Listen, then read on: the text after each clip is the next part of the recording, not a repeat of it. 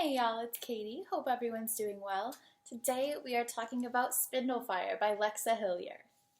For anyone who doesn't know what Spindle Fire is about, this is a retelling of Sleeping Beauty wherein Aurora has an older half-sister who's a bastard daughter of the king. In this world, to get the gifts from the fairies that we know from Sleeping Beauty and similar gifts to those, you have to give a fairy tithe, which typically ends up being one of your senses. So Isabel, Aurora's older sister, was tithed her. For Aurora's beauty and grace, her parents tithed her voice and her sense of touch. So while she can't feel anything, she also can't feel pain, and then she also can't speak. I gave this book a 9 out of 10, and I really, really loved it. It is the first in a duology, which I did not know going in, so I'm a little frazzled right now because I thought that I would know the plot of the story holistically, but there's more to come, so know that going in. But it was so well done. It took me a little bit to kind of get very, very into it, just because I think the type of writing that is kind of utilized for these fairy tale worlds, but I thought that Lexa Hillyer's take was really great. She went a lot more into the backstory of like the Maleficent character Malfour from this world.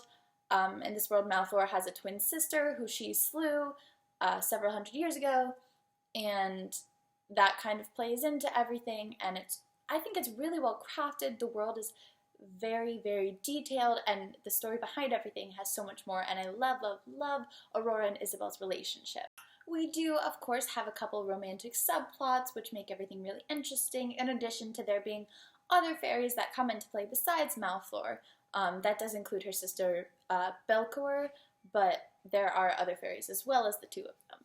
In addition, another element of this plot that I really, really enjoyed was that it kind of went into detail as to where Aurora went when she did fall under the sleeping curse, which I thought was so cool, because while we always talk about like where do you go when you die, I don't think we address like where do you go when you sleep or in your coma, and especially in this case when you're under a sleeping curse, where do you go? And I thought that it was really cool to talk about that. I really love the concept of like the gifts come at a cost of like the sense deprivation, because like that's what the fairies treasure, that's what they want more of and stuff like that, and it kind of expands further on that. And there's also this line and this concept throughout it that gifts come at a cost but curses come for free. That kind of goes into like why Aurora was cursed to begin with. Like they didn't want Malfour's gifts, so she said, okay, fine, guess what, you don't have to worry about giving something for. And I thought that was a really, really interesting concept and very applicable to this particular fairy tale. I think a lot of the more recent retellings of fairy tales have always been like kind of set in like a different world, and it's like Beauty and the Beast, if this were to happen, is ACOTAR, and Cinderella, if she were in this world, is Cinder, and you know, we have all these different, which are awesome, and I love them, and I love any form of fairy tale retellings that I can get my hands on, but it was really, really interesting, I think, to have a retelling set in the same setting that we know it from, like nothing in that regard changed, and just kind of expanding on the elements beyond that instead of taking it somewhere else. So I really enjoyed that. Overall, I totally, totally loved this book, a lot more than I thought I was going to from the beginning. It took me a little bit, but now I'm totally obsessed with it, and I can't wait for the second one, so I definitely recommend it. This is going to be the end of the spoiler-free section, so if you have not read this, see you next time. Like I said, I did not realize that this was a duology, and then I got to the end, and I had never been so just disgruntled. This is just like what happened to me with Passenger a while ago. Like, I thought it was a standalone, and then you finish, and you're like, well, shit, apparently there's more to come because it can end like that. So when I was like 100 pages in, I'm like, we still don't know who Isabel's mother is. That means she's relevant. That means she's important. Whenever we have something that's being hidden and we can't figure it out, Jon Snow style, you know it's something that's going to be important to the plot later on. So from that second, I was like, okay, she's either Malfour's or Belcour's, but I think that Malfour wouldn't have cursed her, so she's got to be Belcour's daughter. So when we still didn't know by that far in the book, I was like, okay, she's Belcour's daughter. This is what makes sense. She has to be, and this is why, da da da da da da. I literally turned to my friend who was like doing homework, and I was like, okay, be my witness, because I need it to be, like, I need validation that I predicted this. I swear this is what's gonna happen. And I know technically it hasn't said it yet, but like, we know it's coming. When they saw Almondine and she mistook Isabel for Belcour, like, that was it. Like, you knew right then. I mean, I was looking for it also, but like, it is. I so did not want a love triangle in this book, and now I'm so frustrated because I love Gilbert so much, and I loved him from the beginning, and I thought that he and Isabel were really great together, and I thought he was a great character, and he clearly, like, loved her a lot.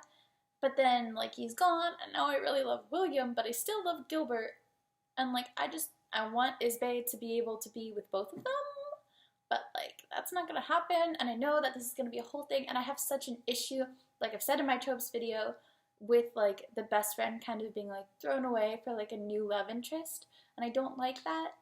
But like, I really do like Prince William, and I like him as a love interest for Isbay. Like, I think that he pushes her to like face the things that she doesn't want to face and things like that. But also Gil is like her soul, so I don't know what's gonna happen here, especially because like Gil is in Malfoy's army right now. What's probably gonna happen is Gil is gonna like die protecting her as part of the army or some shit, and then that's it, like, I'm gonna be dead. While we're here talking about love interests, I want to mention Heath. I was really worried at first because he came in and he was so great, but like, stuff like that is just always so sketchy, and I was like, I want to love him, but it seems like he might actually be evil or betraying her or something, and it seems like that's not where we're going with this, so that is really exciting because I really like Heath. The other love triangle with like Heath and Ren and Aurora, I'm so upset about. I did not want that. I'm very frustrated. This version of the curse and the traditional Sleeping Beauty story I thought was so cool. Literally the queen being like, oh sure, take senses from my annoying stepdaughter by my husband's mistress. Like, I literally wanted to kill her. Basically the queen in general, like, Aurora was like, oh no, she died and I'm sad and I miss her, and she got the plague and I'm sad her and Isbay never got to be friends. Like, no, you don't.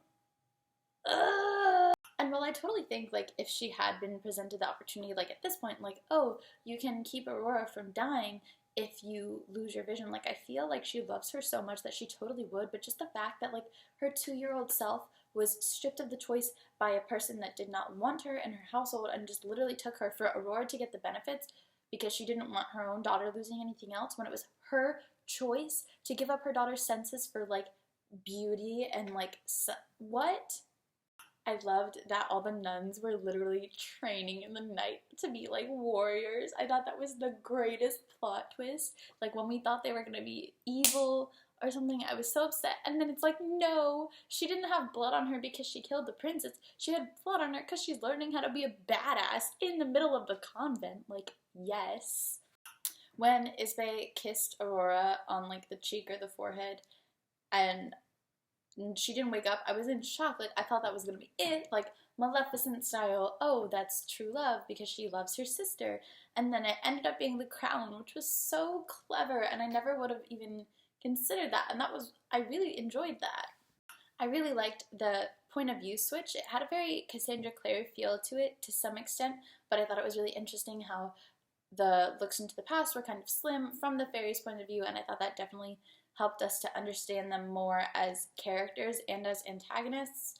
I'm really interested to see more of precisely what happened with how Belcour was forced to give up Isbay and like sent into Samiel, which it's Isbay.